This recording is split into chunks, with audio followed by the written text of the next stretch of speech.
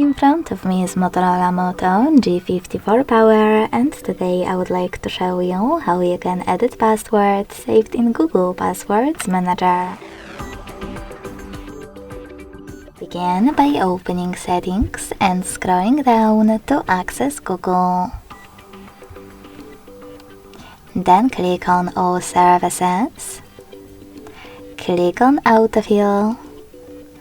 Autofill with Google and Google Password Manager. Now tap on one of your passwords that you wish to edit and enter your current screen lock. Then click on the Edit button next to the delayed one and change wherever you want to.